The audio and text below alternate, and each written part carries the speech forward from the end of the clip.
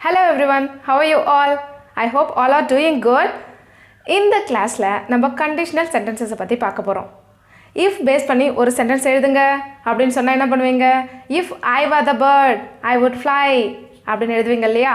அந்த இஃப் கிளாஸை தான் எங்கே யூஸ் பண்ணுறது, எப்படி யூஸ் பண்ணுறது அப்படின்றத ஃபுல்லாக பார்க்க போகிறோம். ஸோ நம்ம கிளாஸை ஸ்டார்ட் பண்ணிடலாம். ஒரு கண்டிஷனல் சென்டென்சஸில் ஒரு இஃப் கிளாஸ் இருக்கணும், ஒரு மெயின் கிளாஸ் இருக்கணும். ஆர்டர் இப்படி தான் எழுதணும் அப்படின்னு கேட்டால் கிடையாது. ஃபஸ்ட்டு மெயின் கிளாஸ் எழுதிட்டு அதுக்கப்புறமா இஃப் கிளாஸ் எழுதலாம், நோ எரர். பட் நீங்கள் இஃப் கிளாஸ் எழுதிட்டு மெயின் கிளாஸ் எழுதுறீங்கன்னா இஃப் கிளாஸ் பக்கத்தில் ஒரு கமா போடுங்க, அதுக்கப்புறம் மெயின் கிளாஸ். இது எக்ஸாம்பிள்ஸில் பார்க்கும்போது கிளியராக புரியும் உங்களுக்கு. இந்த கண்டிஷனல் சென்டென்சஸை நம்ம 5 டைப்ஸாக பிரிக்கலாம். Type 0, type 1, 2, 3, 4. அதாவது 0 சேர்த்துனா 5 டைப்ஸ் வரும். இந்த லாஸ்ட் டைப் மிக்ஸ்டு கண்டிஷனல்ஸ் அப்படின்றது இதனோட மிக்சர், அதனால நம்ம இதை அப்புறமா பார்ப்போம். ஃபஸ்ட்டு இதனோடைய எக்ஸாம்பிள்ஸ்லாம் எக்ஸ்பிளைன் பண்ணிடலாம். இந்த ஃபஸ்ட்டு நீங்கள் ஸ்ட்ரக்சரை பார்த்துக்கோங்க. ஸ்ட்ரக்சரை பார்த்துக்கிட்டு அதுக்கப்புறமா ஒவ்வொரு டைப்போடைய எக்ஸாம்பிள்ஸ் பார்ப்போம். இதுதான் வந்துட்டு இஃப் கிளாஸு, இது மெயின் கிளாஸு. நீங்கள் இஃப் கிளாஸில் வந்துட்டு இஃப் தான் யூஸ் பண்ணணும் அப்படின்னு கேட்டனா கிடையாது, வென் அப்படின்ற கண்டிஷனும் நீங்கள் யூஸ் பண்ணலாம். வென் யூஸ் பண்ணியும் நீங்கள் இங்கே யூஸ் பண்ணிக்கலாம், அதில் எந்த ஒரு எரரும் கிடையாது. சென்டென்ஸோடைய ஃபர்ஸ்ட் டைப் என்ன? டைப் 0. அதனுடைய structure if plus present simple. Main கிளாஸும் ப்ரெசன்ட் சிம்பிளில் தான் எழுதணும், அதை சேஞ்ச் பண்ணி எழுதக்கூடாது. Type 0 if plus present simple, main clause present சிம்பிளில் தான் எழுதணும். எங்கே யூஸ் பண்ணணும்? Scientific truth, general truth, the statement always true, அதில் எந்த ஒரு மாற்றமும் இருக்கக்கூடாது, ஒரு சேஞ்சஸ் எதுவுமே இருக்கக்கூடாது. இது எப்பவுமே ஃபிக்ஸ்டு 1 அப்படின்ற கேஸ்க்கு நீங்கள் வந்துட்டு டைப் 0வை யூஸ் பண்ணலாம். First example, if water reaches 100 degree Celsius it boils. Water வந்துட்டு தண்ணியை நீங்கள் 100 டிகிரி செல்சியஸில் வைக்கும்போது கொதிக்க ஆரம்பிக்கும் அப்படின்றதுல எந்த ஒரு மாற்றமும் இல்லை. ஸோ ஃபர்ஸ்ட் எக்ஸாம்பிள் அதான். Second, if rain comes the land becomes wet. மழை வந்துச்சுன்னா பூமி நனையத்தான் செய்யும், மழை வேற எங்கேயும் போகாது, ஸோ பூமிக்கு தான் வரும். If babies R hungry they cry. குழந்தைங்க பசிச்சா அழ ஆரம்பிக்கும். எப்பயுமே அவங்க வந்துட்டு கன்வே பண்ணுற மெசேஜ் என்ன? அழுதே கன்வே பண்ணிவிடுவாங்க.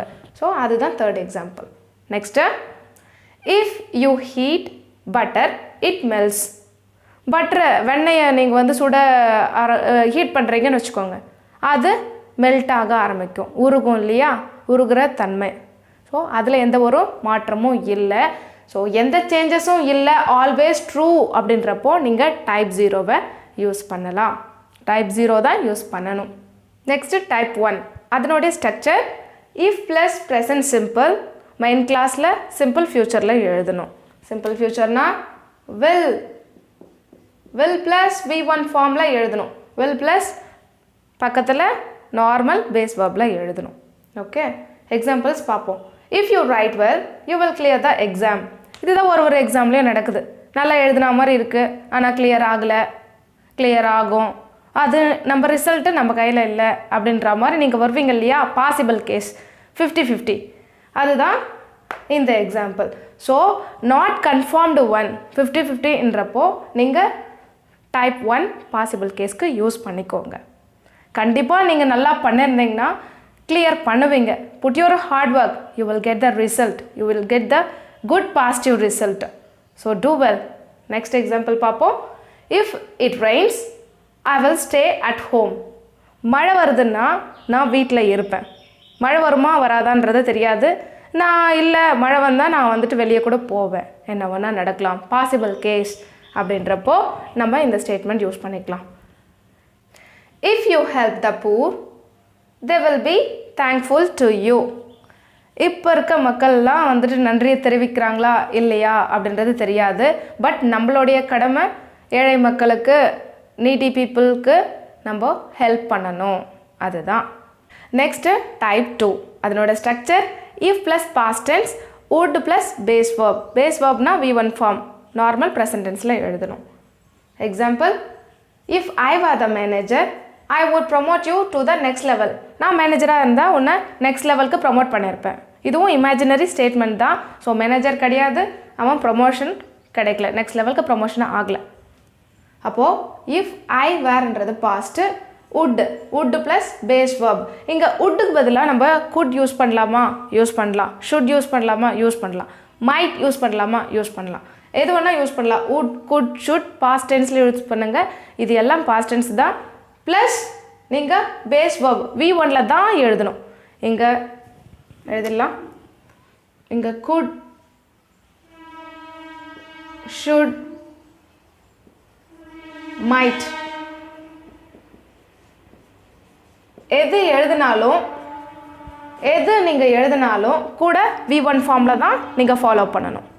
அது ராங் கிடையாது. ஸோ இங்கே வந்து woodக்கு பதிலாக could, should, mightன்றதை யூஸ் பண்ணலாம். நெக்ஸ்ட் எக்ஸாம்பிள், இதில் ஒரு சின்ன சேஞ்சு. ஃபஸ்ட்டு மெயின் கிளாஸ் எழுதிட்டு அதுக்கப்புறமா இஃப் கிளாஸ் எழுதியிருக்கோம். நீங்கள் வந்துட்டு இஃப் கிளாஸ் ஃபஸ்ட்டு யூஸ் பண்ணுறீங்க அப்படின்னா கமா போட்டு நெக்ஸ்ட்டு மெயின் கிளாஸ் யூஸ் பண்ணுங்கள். In case main clause first use பண்ணுறீங்க அப்படின்னா கமாவை அவாய்ட் பண்ணிவிட்டு இஃப் கிளாஸ் எழுதுங்க. அதுதான் ரைட் வே ஆஃப் யூசேஜ். நீங்கள் இங்கே வந்துட்டு கமா யூஸ் பண்ண தேவையில்லை. மெயின் கிளாஸ் யூஸ் பண்ணிவிட்டு நீங்கள் இஃப் கிளாஸ் எழுதுனா. He would convey the message if he met her. ஆமாம், அவளை பார்த்துருந்தேன்னா கண்டிப்பாக மெசேஜை கொடுத்துருக்கணும். எந்த மெசேஜ்னா இருக்கலாம், இன்ஃபர்மேஷன் கொடுத்துருக்கணும் அப்படின்றாங்க. அப்போது இங்கேயும் பார்த்தீங்கன்னா would plus V1 form main கிளாஸில் எழுதியிருக்காங்க. if he metன்றது past tense. Next example, if you invited them, நீ அவங்கள இன்வைட் பண்ணியிருந்தனா கண்டிப்பாக அவங்க ஃபங்க்ஷன் அட்டன் பண்ணியிருந்திருப்பாங்க. ஸோ நீ இன்வைட் பண்ணலை, அவங்க ஃபங்க்ஷன் அட்டன் பண்ணலை. இதுதான் கண்டிஷனல் சென்டென்சஸோடைய டைப் 3 பார்ப்போம்.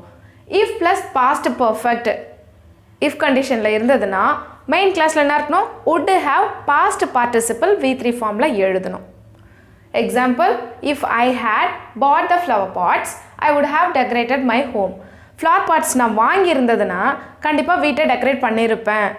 பட் நான் ஃப்ளவர் பாட்ஸும் வாங்கலை, வீட்டையும் டெக்கரேட் பண்ணலை. Unreal hypothetical statements in the past. அவ்வளோதான். Next example, if he had saved enough money, he would have bought a new car. அவன் போதுமான பணத்தை சேமித்து வச்சுருந்தனா கண்டிப்பாக ஒரு புது கார் வாங்கியிருக்கணும். அப்போது அவன் மணியும் சேமிக்கலை, அவன் நியூ காரும் வாங்கலை அப்படின்றது தான் ஸ்டேட்மெண்ட்டோடைய மீனிங். ஸோ இதுதான் வந்துட்டு டைப் 3. இது வரைக்கும் டைப் 3 வரைக்கும் பார்த்துருக்கோம். நெக்ஸ்ட்டு டைப் 4 லாஸ்ட் டைப் என்னென்னா மிக்ஸ்டு கண்டிஷனல் சென்டென்சஸ். அது கொஞ்சம் எக்ஸ்ப்ளனேஷன் அதிகமாக இருக்கும். இது வரைக்கும் தரவாக இருந்ததுன்னா மிக்ஸ்டு கண்டிஷனல் ரொம்ப ஈஸி. மிக்ஸ்டு கண்டிஷன்ஸ்னால் என்ன அப்படின்றத நெக்ஸ்ட் வீடியோவில் பார்ப்போம். டில் தென் டேக் கேர், பை.